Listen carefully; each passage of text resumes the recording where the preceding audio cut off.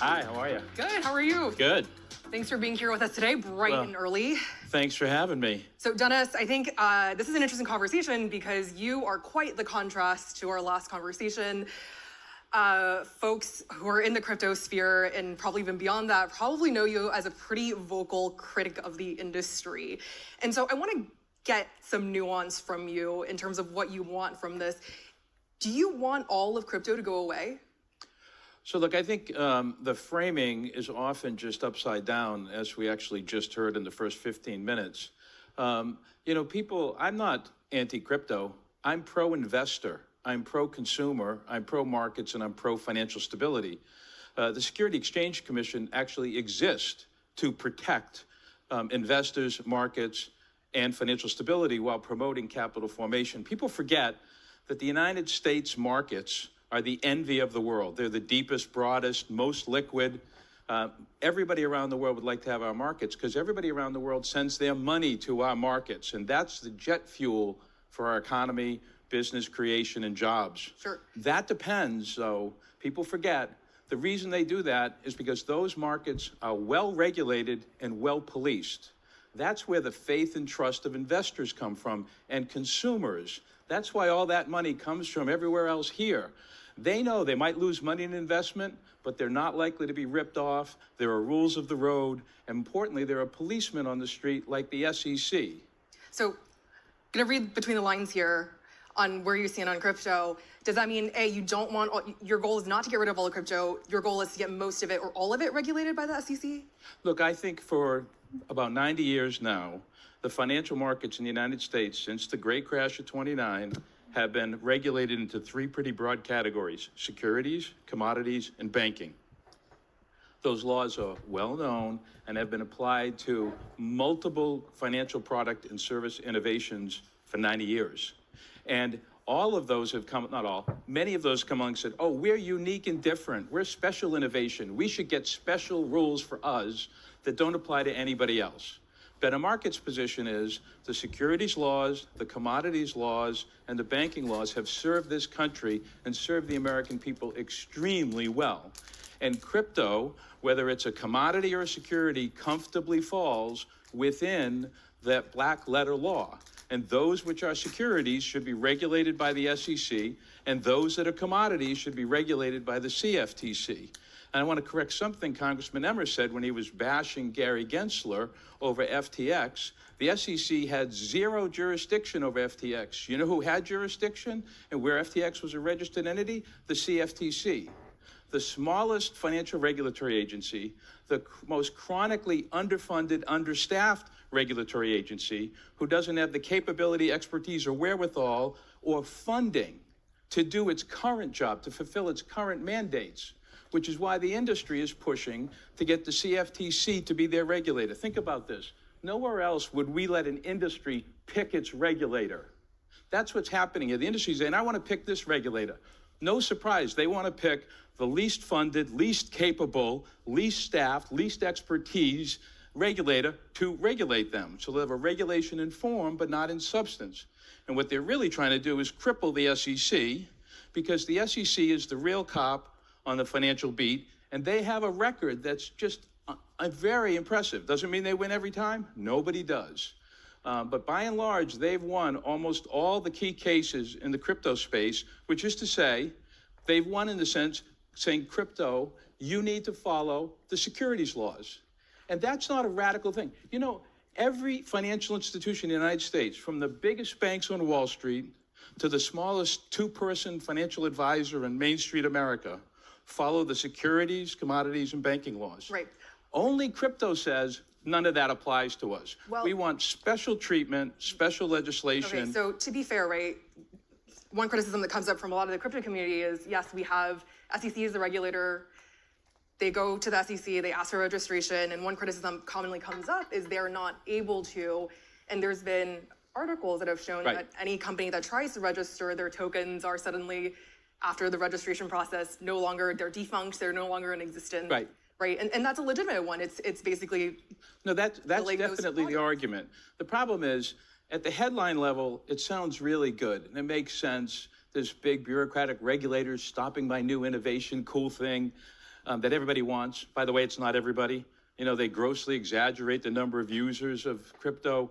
You know, the Fed survey, which is the most reliable independent survey, says only about 7% of the American people have ever used crypto or owned crypto. That's 18 million Americans out of 320 plus million Americans. It's a very niche product, very few people. Right. But they're saying, oh, there are barriers. We can't go register our product. We can't comply with the law. No, they don't want to. What they have to do is they have to register as a broker-dealer or as an advisor or as an exchange, just like every other financial firm in the country who wants to engage in those activities. And what they want to do is they want to keep all those activities together under one entity, full of conflicts of interest and reducing customer, investor, and financial stability protections. And the SEC is saying that's not how the law works. So you need to comply with the law. If they complied with the law and they registered, and as everybody up from JP Morgan Chase down to the little bucket shop somewhere, if they complied with the law, it would require them to have separate entities, and they wouldn't be able to profit off the conflicts of interest that are allowed when you have a broker-dealer, an investment advisor, an exchange, and prop trading all under one roof. That's the problem. It's not that the rules aren't clear. It's not that the rules can't be complied with. It's that they don't want to comply, because if they did, it would cost them money and it would cut into their profits. So I'm curious, why do you think, right, it is fair that I think 1 in 5, the statistics say 1 in 5 Americans own some crypto. It's not a leading issue for the electorate. Most people are more focused on the economy at the moment. That being the case, why is DC so focused on this issue right now? Why is DC so focused on crypto at the moment? Well, I think it's obvious. Money talks, and lots of money talks louder. And there's no place in America where money talks than Washington, D.C. But for that, we wouldn't be here, and the discussion of crypto wouldn't exist. Frankly, what has happened is crypto has lost in the court of public opinion. If you look at the polls, it's lost in the court of law. And so what it's trying to do, having lost in both places, is buy enough political allies so it can get special legislation, because it can't win the argument on the merits.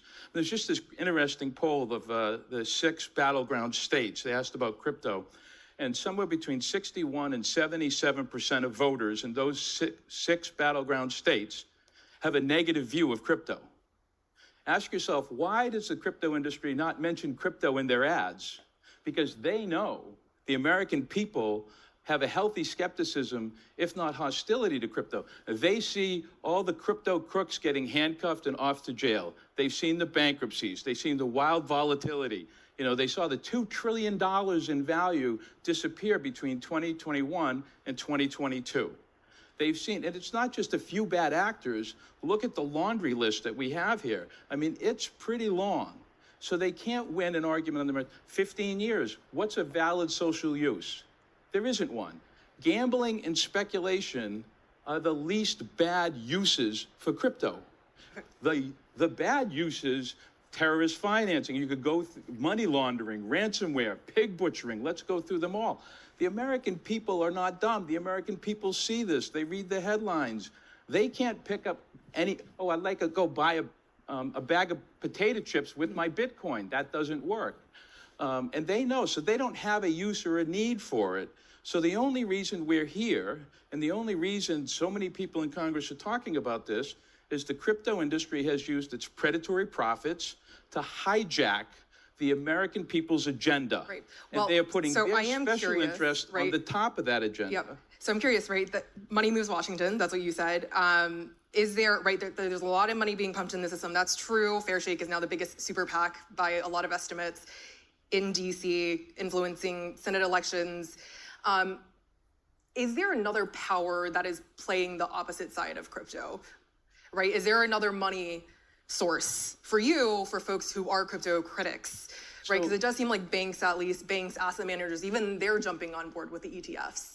Well, when there's money to be made, financial firms are going to get in the flow because they want their cut. I mean, and I don't, no matter what, whether it's legitimate or illegitimate, or I shouldn't say illegitimate, but that's just the natural way things work.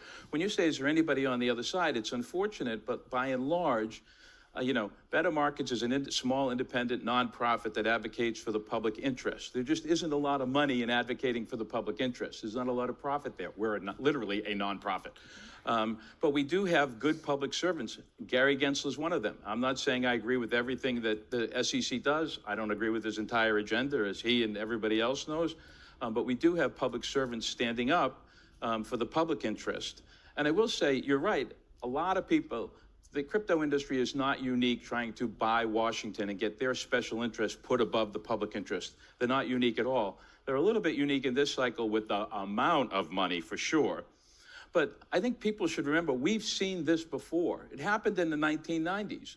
The derivatives industry, which had a lot of bipartisan political muscle and a lot of money behind it, and didn't want to be regulated, said, don't regulate us. They ultimately got the Orwellian named Commodity Futures Modernization Act passed in a lame duck in 2000 that deregulated derivatives.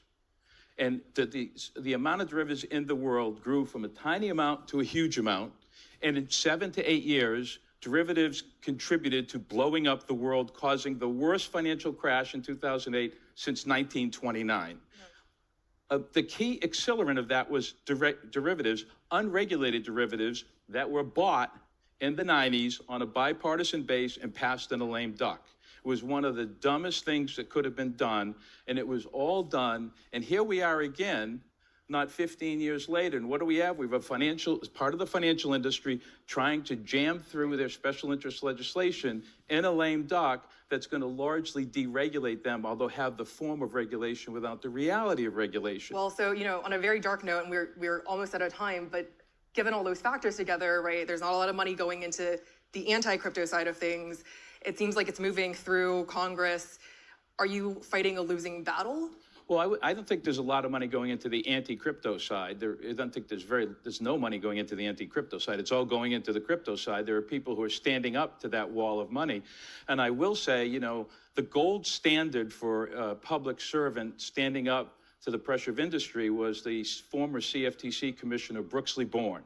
And she stood up in 1999 and 2000 and said, no, don't deregulate derivatives because they're going to cause a financial crash. They need to be regulated. As a financial product, let's regulate them. Let's let the good from that product and not the bad from that product. And they said no. And she's the symbol of courage, right? And now what we have, unfortunately, is too many people who are bending to the power, money, and might of the crypto industry. And I think the American people are going to pay the price in the future for that if people don't actually make that industry follow the law like everybody else. Okay, well, I guess until the next crash, unfortunately, our time is up. Thank you so much for your time. Thanks very much. Dennis Kelleher.